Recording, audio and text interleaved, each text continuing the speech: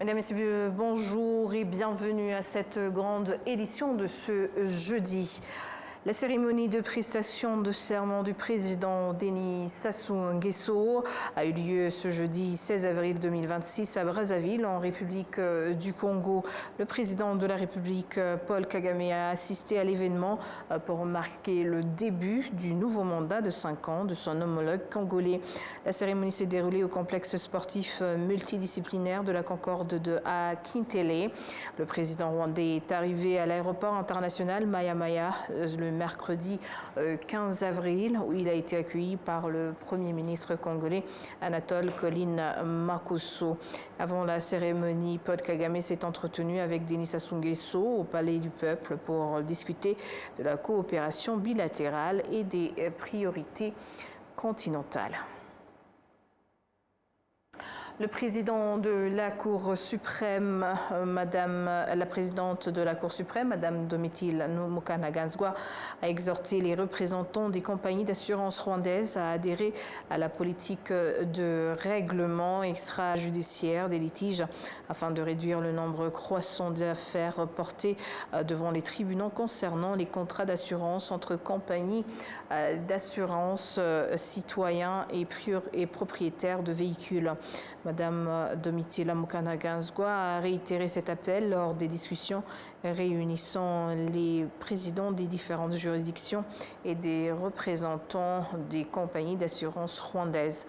L'objectif était d'examiner les possibilités d'inciter les dirigeants de ces compagnies à comprendre et à appliquer la médiation pour résoudre les litiges à l'amiable.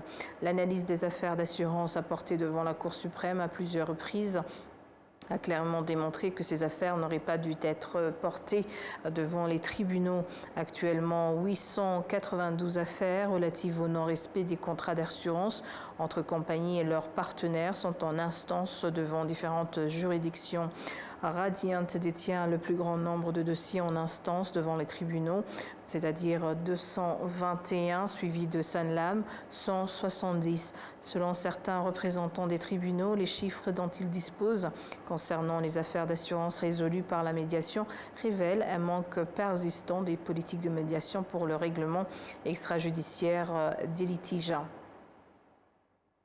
Au poste frontalier de la Corniche reliant le Rwanda et la République démocratique du Congo dans le district de Luavu, 403 Rwandais ont été accueillis après leur retour au pays, mettant fin à une période passée dans les forêts à l'est de la République démocratique du Congo. Ce retour marque une étape importante dans leur parcours, souvent caractérisé par des conditions de vie précaires et une insécurité persistante dans ces zones forestières.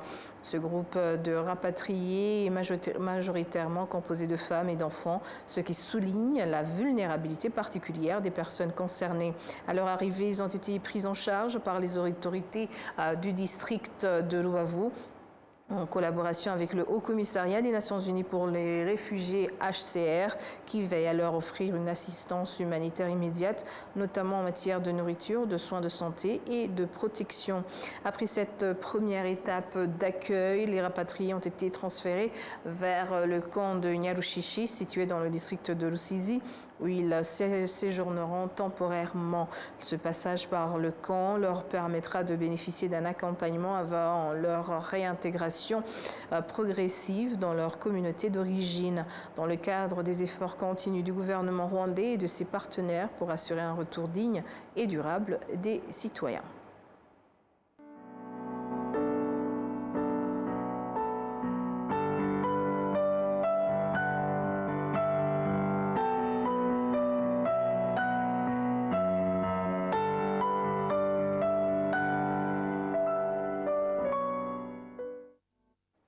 Les survivants du génocide perpétré contre les Tutsis saluent le courage et le sacrifice des soldats Inkotanyi qui les ont sauvés et leur ont redonné l'espoir de vivre et de reconstruire leur vie. Plus de détails, suivez. Souvent, à la fin des témoignages de survivants du génocide perpétré contre les Tutsis, une phrase revient pour exprimer leur salut face aux tueurs.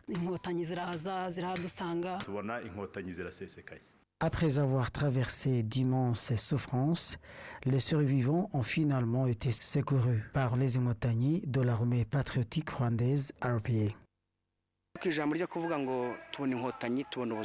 Dire que lorsque nous avons vu les Inkotanyi, nous avons vu la vie est une réalité profonde, car au moment où nous les avons aperçus, nous avons senti que nous revivions. Durant ce parcours douloureux, nous les avons vus près de la zone de Kebisi, alors que la garde présidentielle et les gendarmes de Habyarimana nous tiraient dessus. Puis nous avons vu les Inkotanyi venir du CND en nous disant « Restez calmes ». Les voir, c'était comme retrouver la vie. Ils nous ont rassemblés et nous ont pris en charge.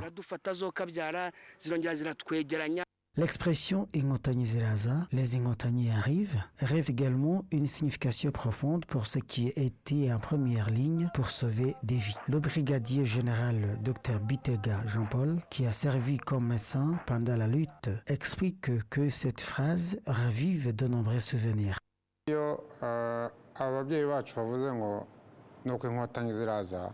Quand nos parents disaient « les Inkotanyi sont arrivés », cela signifiait aussi beaucoup pour nous, car à cette époque, nous étions nombreux à être jeunes. Nous avons tous emprunté le même chemin avec un seul objectif, aller sauver des vies, celles de nos parents, nos proches. Nous devions nous engager totalement sans rien retenir.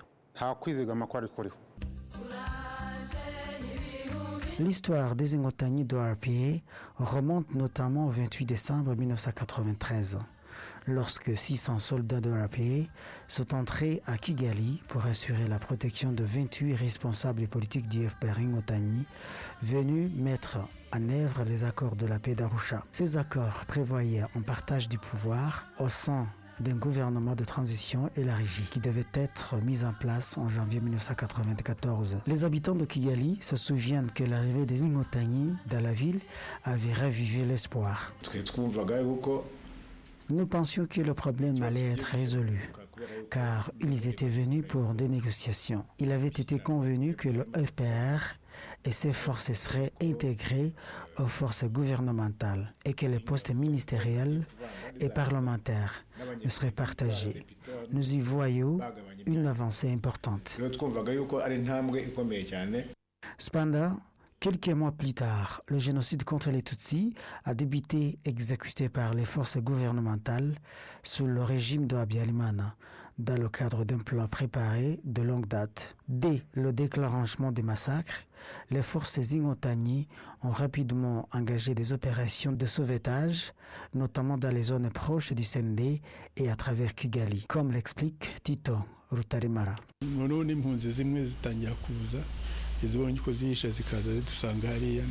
Dès le premier jour, des réfugiés ont commencé à arriver, trouvant des moyens de se cacher avant d'atteindre nos positions. Ils ont été pris en charge à l'infirmerie où l'assistance a immédiatement commencé, tandis que nous attendions encore des renforts. Au cours de cette lutte pour libérer le pays et mettre fin au génocide contre les Tutsis, certaines personnes sauvées ont choisi de rejoindre les Inkotanyi. Je n'avais rien d'autre à offrir aux Inkotanyi. Après m'avoir donné la vie, j'ai senti que je devais leur donner la mienne en retour. J'ai immédiatement rejoint l'armée car mes parents avaient été tués et je n'avais plus rien. La seule chose qui me restait était de me tenir aux côtés des Inkotanyi et de consacrer ma vie à cette cause. J'ai combattu avec cette détermination pour contribuer à arrêter le génocide et sauver des vies. Nous avons réussi.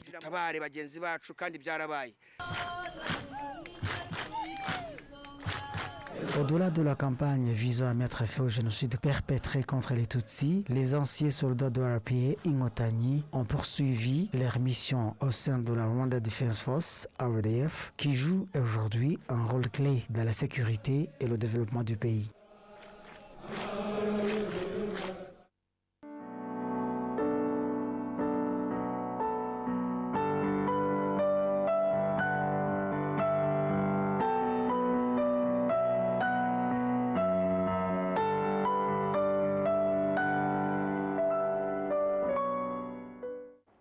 Suivez toujours la grande édition. Les personnes travaillant dans les zones industrielles du Rwanda ont affirmé ne pas pouvoir exploiter pleinement leur potentiel de production faute d'infrastructures adéquates et fonctionnelles.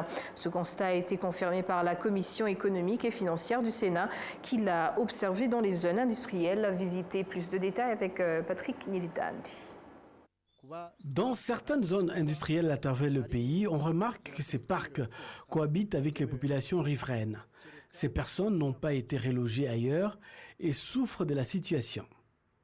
Dans la zone industrielle de Masoro, les investisseurs expliquent que des obstacles principalement liés aux infrastructures les empêchent d'accroître leur production comme ils le souhaiteraient.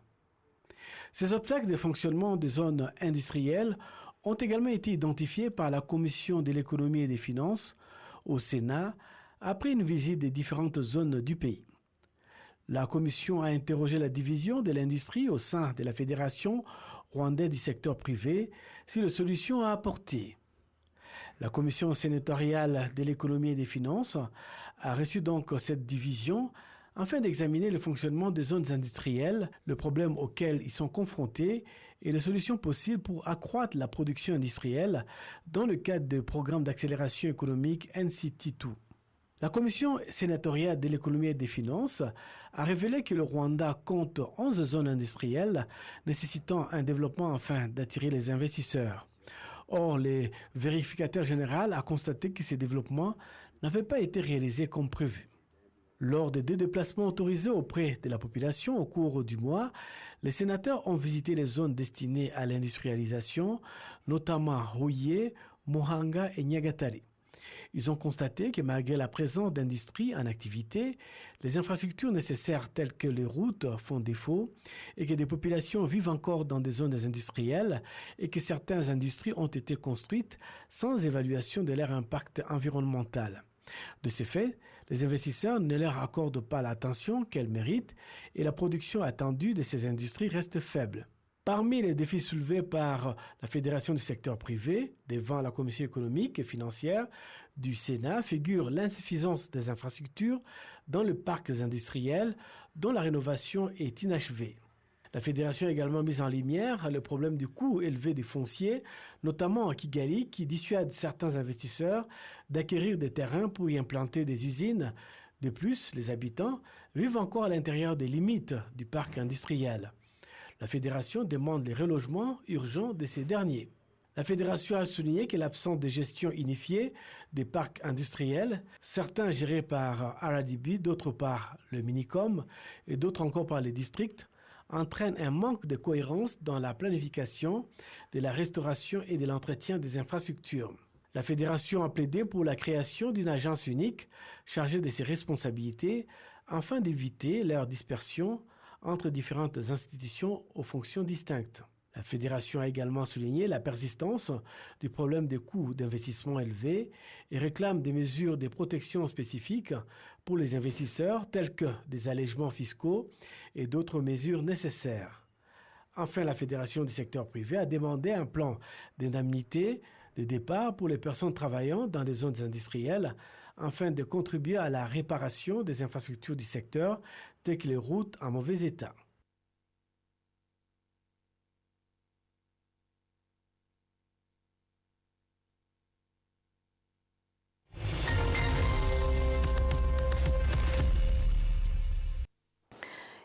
Et c'est sur ces images que nous clôturons cette grande édition. Au nom de toute l'équipe qui a contribué à sa réalisation, je vous remercie.